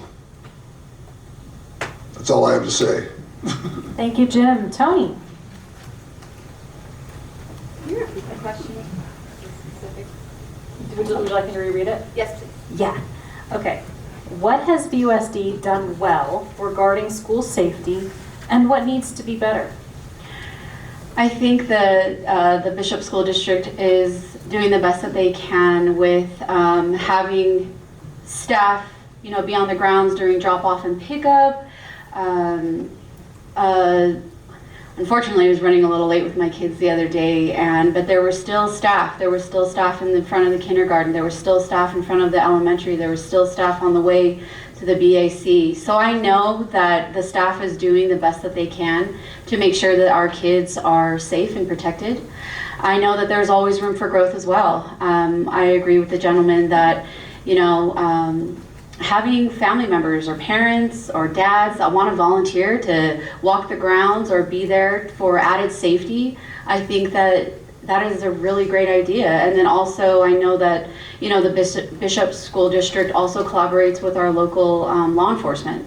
Maybe there could be more collaboration there in regards to, having individuals walk the grounds during class, during recess. Whatever we can do to make our families and community members feel safe and our children feel safe is super important. But I think that, the Bishop School District and the staff are working hard to make sure that, we feel good as a community. Thank you. Thank you, Toni. It is 8:21, so we're going to try to squeeze in one more question here. But if your question wasn't asked, you are welcome to speak to the candidates afterwards. All right, and Ambrosia, you'll be taking this one first. What is your experience in conflict resolution, and how would you apply it to disputes between the board, parents, and staff? Well, I feel like as a mother of 5, I do this from 8 to 5, maybe extended hours. But I would like to say, within my job and previous jobs that I've had with working in social services, conflict resolution is one of the many trainings that I've attended. Even going back to my military training, going back to conflict resolution between team members, between peers, between units, making sure that we can all function as one. So I think it's crucially important, but one of the things that stands out to me between the school board and our community, again, is just coming back to that. We have to remember that we're all one community, no matter what street we live on, no matter what neighborhood we come from, no matter what school our kids attend, we are all one, and we should all be looking out for the academic excellence of our children. At the day, we all want them to graduate, we all want them to excel, we all want them to have their own self-sufficiency. So I think the way that we navigate through conflict resolution with being respectful, being able to be that listening ear, being able to be transparent, to communicate, and most importantly, again, being respectful and understanding that the school board has a tough job. Parents have a tough job. Educators have a tough job. I say this time and time again, it takes a village to raise my children, and I'm incredibly grateful to the teachers who take on my children, because I take them on at home and it's not always great. It's not always fun. But I believe we do this as a community, so to be able to work through conflict resolution together, I think is something that we have to do as one, and we have to remember that in a respectful manner. Thank you, Ambrosia. And I just discovered that the clock on the podium is very wrong, and we actually have another half hour. So, all right, Josh.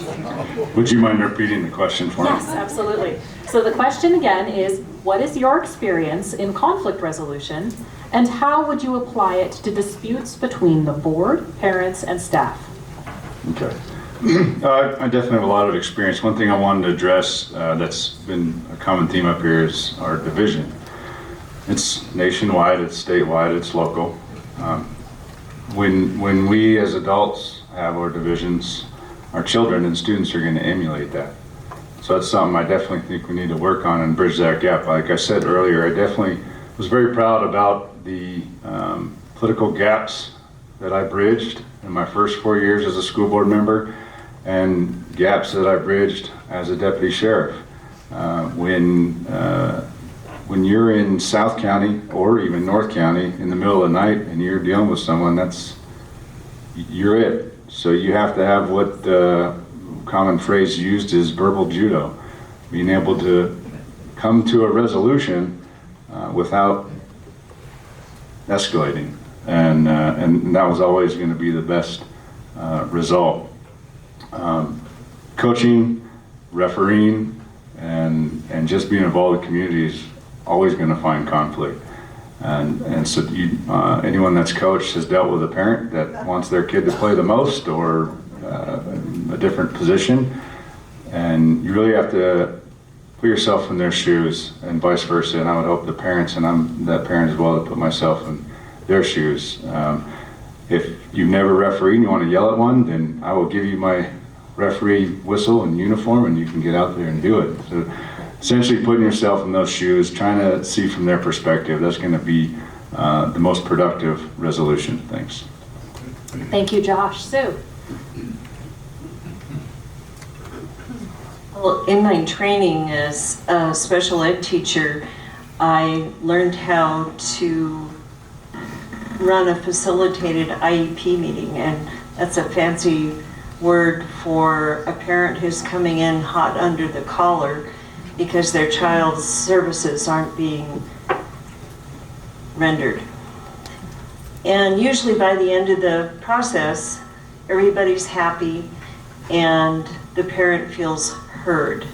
And to me, that's the most important part of my job as a teacher, is to make sure that the parent is heard, that they're treated with respect and courtesy. And I have to say that I witnessed a lack of that in several of the board meetings that I attended this past year. So I think if we can all come together as human beings and respect the fact that we want to be heard and given the courtesy to be heard, that we can come to some kind of agreement. And it's true, I haven't walked in your shoes and you haven't walked in mine, but I think that there's a place where we can both meet. And to me, one of the biggest jobs as a potential board member is restoring trust between the community and the school board. Thank you. Earl?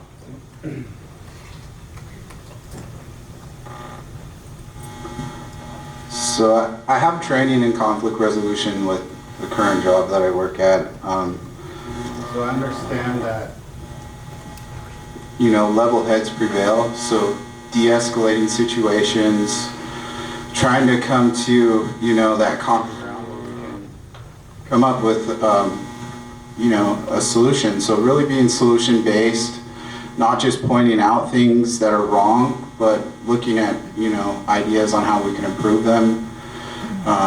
Making sure we're all level-headed, trying to, de-escalate situations, and just really listening and meeting people where they're at, being open-minded, and understanding that, we all carry bias, but we are one community, and we want the best for our kids, and we want quality education. We want our kids to have, all of those things and be successful and, have all the opportunities. So, thank you. Thank you, Earl. Claudia?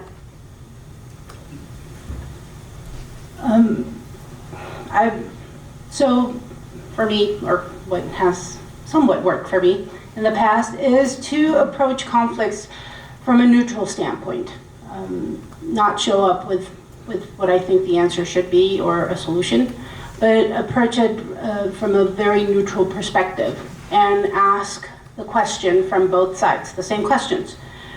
Why are we having this conflict? Why is this so important to you? And what is the purpose of a resolution, of a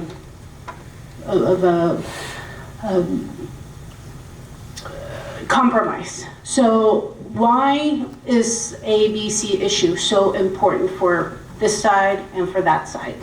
And I think when the parties are able and willing to listen to both sides, they will have a better understanding where the other person is coming from. And I think once there's a mutual understanding, it's a lot easier to reach a compromise. All of these questions, why, what's the purpose? We also have to remember, how does this benefit all the students? It's not just about parents, it's not just about teachers, it's not just about administrators. How does this benefit the students? Because that's the reason we're all here, for the benefit of the students. Thank you, Claudia. Jamie? How to resolve conflict resolution. I believe you have to build relationships. You have to understand each other and trust each other and come to a common ground. There's plenty of hot button issues that people can get riled up for, but if you communicate and you have trust and you develop relationships, then it's a lot easier to get through it than just yelling at each other. I feel the same way Claudia does. If it benefits the children, there shouldn't be a conflict. If it's between adults arguing over politics or something like that, then it has nothing to do with the kids' education. So we need to bridge those gaps, kind of heal what's happened nationwide, but our community's awesome. We pick each other up, you know, we don't tear each other down. I've known most of the people in this room my whole life. I think that is the foundation for fixing conflict. So I think everybody can work together. This community is awesome and it's worth it, and it will prevail in conflict. Thank you. Thank you, Jamie. Jim?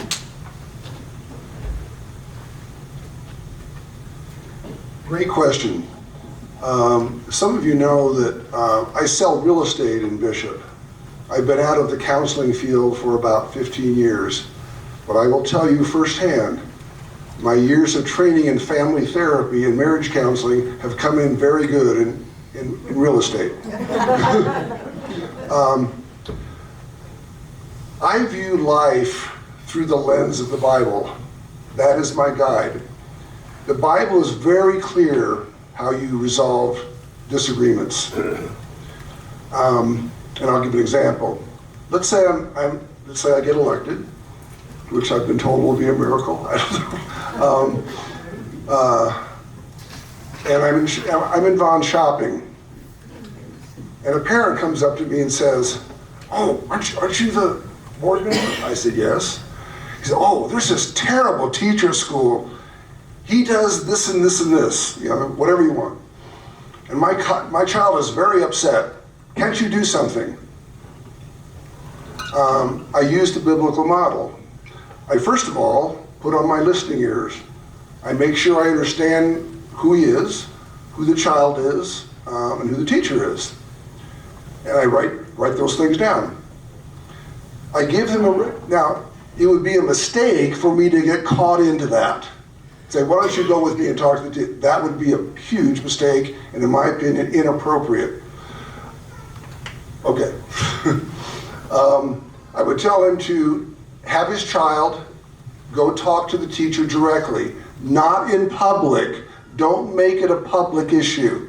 You go to the individual privately and you discuss your concerns. If that, normally that works. If it doesn't, then the next step is they go to the principal. If that doesn't work, then they go to the superintendent. That's how I would recommend resolving issues in the school. Thank you, Jim. Toni. So I'm with Ambi. Raising 4 boys, conflict resolution is in my blood. You know, I think that being an active listener, being open to communication, communicating with both sides, hearing each side out, you know, what the concerns and issues are, being an active listener and, you know, being respectful, you know, kind of, you know, coming in neutral and being empathetical and compassionate to both sides, you know, so that we can have an understanding and come to some sort of compromise when it comes to the school board, to the teachers, to the staff, being transparent, having that transparency, being fair, and having an open mind and understanding to what the issue is. You know, dealing with 4 boys and all of their attitudes and all of their fights, you know, you become a very good active listener and understanding, you know, what the issues are. So, you know, active listening, open communication, and respect, you know, that's all a part of, you know, how we will handle conflict resolution within the school board. Thank you. Thank you, Toni. Virginia. Okay. After supervising 4 different classrooms in Lone Pine, 2 in Bishop, and 1 Mammoth, and after 560 kids and adding more to it, you learn to listen to all the sides and find out what is the conflict, what created the conflict, what can we do different, what can we do different, can we try other options. Let's see the positive and the negative outcomes we can encounter. Let's all come to a possible agreement, give it a try, and if no solutions, we can go through the same steps over again and find a different solution. Conversations with respect and courtesy and transparency is the key. Thank you, Virginia. All right, Josh is going to take our next question. And I'm going to go a little bit out of order to end on. So, is BUSD doing enough for both gifted and special needs students? I definitely don't want to speak where I'm not educated. Did you say, I'm sorry, special needs and? Yeah, gifted and special needs. I'm high school friends with one of the teachers, and I know she's outstanding, so I definitely will speak to that. Other than that, I can't say that I'm very well versed and educated in the special needs and the handicap programs. I know that BUSD works closely with the Inyo County Office of Ed, who really oversees all that per the Ed Code. But really, other than that, I don't want to misspeak. I can't say that I'm educated in it. Thank you, Josh. Sue. There's your Well, I can say with great confidence that when I was teaching here, the children with special needs who were in my classroom definitely had their needs met, and I did follow the IEP. And I am assuming, knowing some of the special ed teachers now, that that same quality of education is being followed. I think there's always room for improvement. I'm not going to say that there isn't. My son was in the AP classes at Bishop High School, and I can say with confidence that he definitely got a very good education. So I'm sure that those great standards are still being met, but like I said, there's always room for improvement. Thank you, Sue. Earl.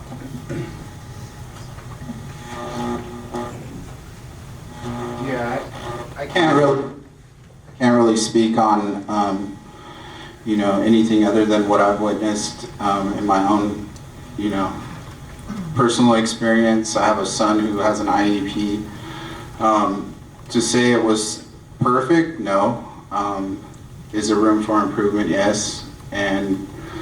But I have all the confidence in the world in our teachers, and you know, I think I think the same for our special education program. We need to support our teachers and you know, look at look at ways to improve, but also support. Thank you. Thank you, Earl. Claudia? Well, yes, I'm going to echo Sue that yes, standards are being met. The teachers are doing a great job to meet the needs of all the students. There are a lot of students, and is there room for improvement? Absolutely. I know that there are a lot of intervention programs, several intervention programs, many after-school programs. I know the special education or education for special need kids is pretty robust, and there is support. Are we still understaffed? Yes. Do we need more aides? Yes. Can we do better? Absolutely. These are issues that we discuss, that are being discussed on a continuous basis. It's not something that gets reported on once a year and like, oh, okay, we're doing fine. This is probably our most recurring topic and conversation, are the needs being met. I personally think that more enrichment programs would be a great asset.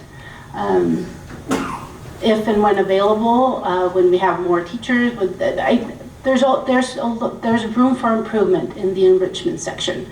I think that appropriate support is there, and I think that allowing kids to rise to beyond standards, beyond average, it's a big asset for all the students. High achieving students will help those students that are struggling rise above. Everybody can rise. Thank you, Claudia. Jamie? Kind of like everybody else, I don't know a lot about this topic. The one thing I do know is my friend Alfredo, his daughter Francesca, has nothing but good things to say about the program. I know the teachers, I know a couple of them, and I know they do a great job. The rumblings I've heard, which I don't know if it's fact or not, is there's more kids coming into the program. So the program in the future is going to need more support. And I think, obviously, like Claudia said, it's already being worked on. But as far as the program as it stands now, I think it's a good program, and it is sufficient for the needs as we continue to work on it. And yeah, that's how I feel. Thanks. Thank you, Jamie. Jim? I have no firsthand knowledge of this. The most I heard about it was what was said tonight, and it sounds like people here have had a good experience with that. And if the needs are increasing, obviously we hope that the needs are met. Thank you, Jim. Toni?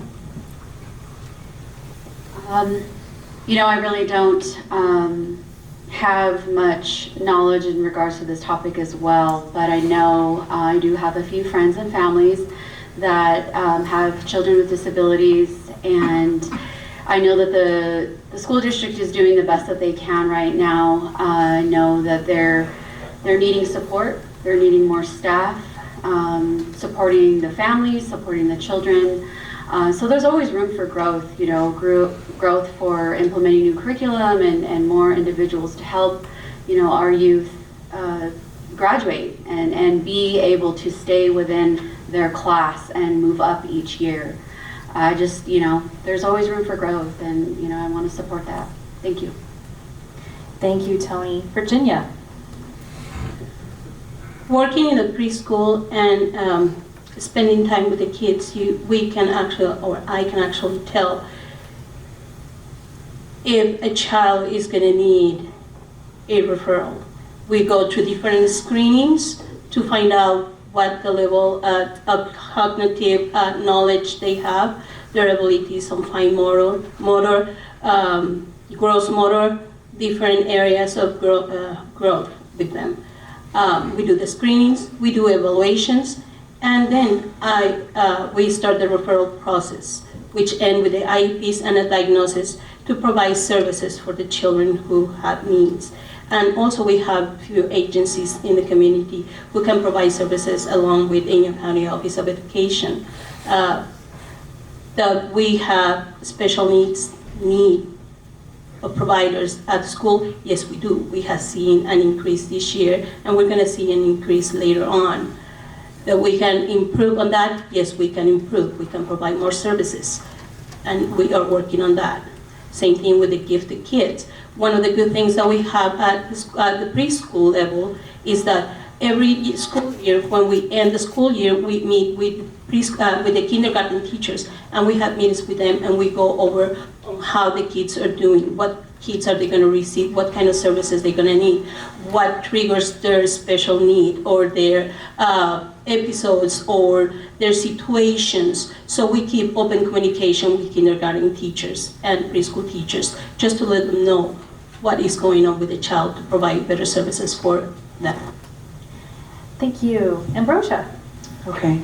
Well, I don't think it's fair to speak for every special needs or gifted student. I can speak to my own child and their IEP that worked through speech therapy. Thank you. I do feel like there could have been numerous things that could have been done better. I feel like there could have been room for a lot of improvement, but what I do know is that I feel that the staff worked as hard as they could to work with my son, and to testify to that, now he's probably more of a smooth talker than he needs to be where he's at. So, you know, just contesting to the fact that he did work himself through the IEP with his speech therapist and the relationship that they were able to build. I see her cheering him on, you know, through sports, and I see her greeting him when we're out at the park, and she still remembers him and he remembers her. Part of that is encouraging parent involvement and support, encouraging them to show up for their parent.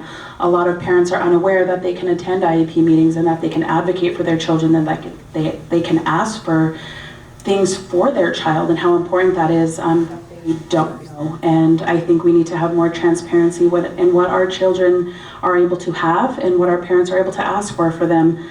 Another area is in room for improvement. I think it's getting the feedback as a school board from parents on what more could be done. What more do you think we could be doing for your child? What more can the school be doing for your child? And having those open conversations with the teachers. I do know that they are short-staffed, and again, I do know that they do the best that they can. And I think it comes from us as a community and learning how to socialize with our special needs friends, our students, and learning to be adaptable to the school environments that we're in. I know personally my son has a really good friend, a really good first grader that he goes to school with who has special needs, and he doesn't consider him special needs. He considers him his little buddy who needs a little bit of extra love. So. Thank you, Ambrosia. All right, our final question this evening, Sue will be taking this first. How do we build resilience, conflict resolution, and leadership skills in our students? Sue Wallace.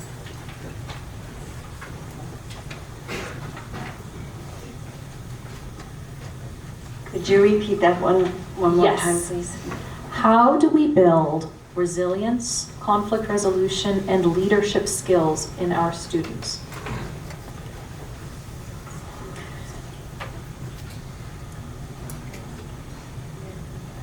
Well, getting through these last 2 years should build some kind of resilience in all of us, I should think. And I know that there are many things to overcome, and the toughest part is sticking it out. Resilience. I think kids are more resilient than we give them credit for. Conflict resolution. As I said before, the most important thing is to be heard. That's all anybody wants, is to be heard. And the only way I can really listen is if I come without an agenda. And so I try to be open and honest when I'm listening to someone and not prejudge what I think they need or want. And that has been the way to resolve contentious IEPs.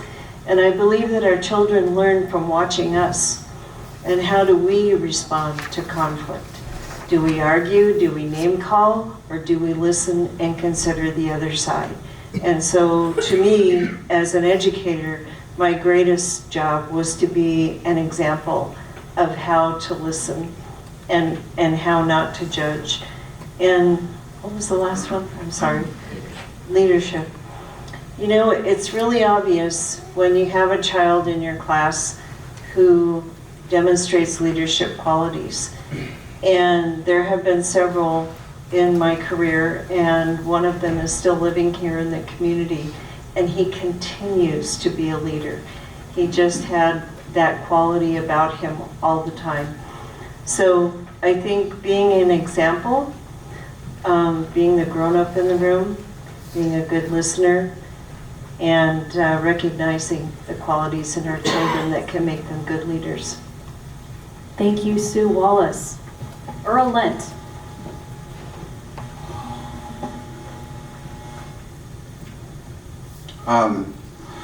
I think we have to lead by example. I think we need more programs within the schools that teach enrichment, that focus on life skills, that talk to our kids about how to be compassionate, how to understand that we're different but we're all the same, how to agree to disagree.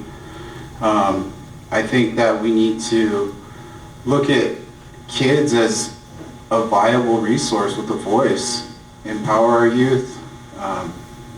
You know, I'm all for youth councils, getting kids involved in developing some of the programs, some of the events, giving them that, you know, ability to lead on their own, and really listening to our kids. I think that is something that we can do better. And I also believe that when we do listen, then we need to respond and look at ways to bring in these programs and allow the kids to lead themselves and have empowerment with the right guidance. So, yeah, thank you. Thank you, Earl Lent. Next is Claudia Tanner. How do we build resilience? I agree with Sue. If the last 2 years didn't build resilience, I don't know what we were doing. Just like everything else, when we exercise, we stress our muscles to get stronger. When we study, we stress our brain to get smarter. Every day we should push ourselves, we should push our kids a little bit further. A little bit of stress within parameters, not chaos stress, just a challenge, a daily challenge is good. It's a healthy thing. That's how we get stronger. That's how our bodies get stronger. That's how our minds get stronger. So having high expectations, I think, is great. We need to believe and let our kids know that we believe in them. I mean, I already believe in them, but they need to know that we believe in them, that they are capable of doing many, many things. That's how we build resilience. And no, we won't break. We won't break. It might be tough, and it has been tough for the kids, but they didn't break. So that's one way to build resilience, to raise expectations, to push a little farther, to support them, to let them know if they made a mistake. It's okay. They'll get a second chance. There's many chances. We can only learn by picking ourselves back up and getting back on the horse. Conflict resolution, we already talked about that. Try to see both sides. Try to see both sides of the issue and learn to compromise. And leadership. I think leadership is achieved by having accountability, holding ourselves accountable and everybody else accountable, walking the walk, talking the talk, and just being very accountable. Thank you, Claudia. Jamie Morley. Can you read the question again? Yeah. How do we build resilience, conflict resolution, and leadership skills in our students? Building resilience in children is letting children be children, letting them put themselves out there, take risks, letting them fail, and teaching them the most important thing is not that you got knocked down, it's what you do when you get back up. Conflict resolution would be the same thing, building relationships, learning how to communicate and building trust in your fellow human, your community members, your friends, and your family. And the last part? Leadership skills. Leadership skills, a good way to teach leadership skills is to let leaders lead. So leaders can know how to make mistakes, admit when they were wrong, take responsibility for their actions, and keep moving forward. Thank you. Thank you, Jamie. Jim Liles. I want to first of all thank you for asking such a simple, easy to answer question. I'm with something Earl said, which I think is very important. You must lead by example. And when you see, let's say you see two boys having a discussion or argument, and someone shows leadership, or they show that they handled it well, you want to acknowledge that to the child. You did well. You handled that well. You reinforce good behavior. You do not reinforce bad behavior. And by doing that, and when a kid makes a mistake, you talk about it. What can you learn from that? One of the best sources of wisdom is learning from our mistakes. And when you're working with children, you want to kind of guide them through that process of learning, developing their own skills. And when they have a unique skill that's obvious, you reinforce that. And I guess the biggest thing is to be encouraging when students do well and helping to guide them when they make a mistake. Thank you, Jim. Toni Huff. Yeah, this really is the easiest question of the night. You know, I personally believe that our children are innately resilient. I believe that they are capable of, you know, standing strong in what they believe in. And to be completely honest, my boys handled everything in the past 2 years a lot better than I did. They were way more resilient. They showed compassion. They showed respect, they showed understanding. And I think that the school board district and the teachers and the staff encourage that behavior. They encourage compassion, they encourage respect, they encourage responsibility. We get sent home flyers of the different things that is being taught within the curriculum. There was one for empathy, there was one for courage, there was one for, I think, understanding. But you know, I believe that our children are resilient and that our staff and our communities, you know, it takes a village. And we all have to lead by example when we're working with our children and guiding them in that good way to be resilient, to allow them to be a leader. We have to allow them to show us, and we have to respect that they have that power, that they can stand on their own 2 feet. It's important for us as adults to encourage that type of behavior and, you know, be the change that we want to see. You know, we have to encourage that for our youth. So thank you. Thank you, Toni. Virginia Figueroa. Okay, for resilience, listen and let them talk, validate their thoughts and experiences, put words to feelings. For conflict resolution, let them find a way to solve the problems by asking questions, what they can do, how they can solve the problem, find different solutions. If it doesn't work, find different options. Just be there to be a mediator and a guider. And for leadership, have them be accountable and believe in them and praise them in their milestones accomplished and tell them that they can do a lot more and take the next step to move forward and to grow. Thank you, Virginia. Ambroshia Stone. Thank you. I think one thing that I'd like to acknowledge is that we've been watching our kids work through conflict resolution, learn how to build resilience and become leaders within the past 2 years, and having to return to school with their peers, with their teachers. And I think one of the things that's important for us to acknowledge is how we are inclined as a school board, as a community, as parents, to teach our kids how to be leaders, how to build their own resilience, and how to work through conflict resolution.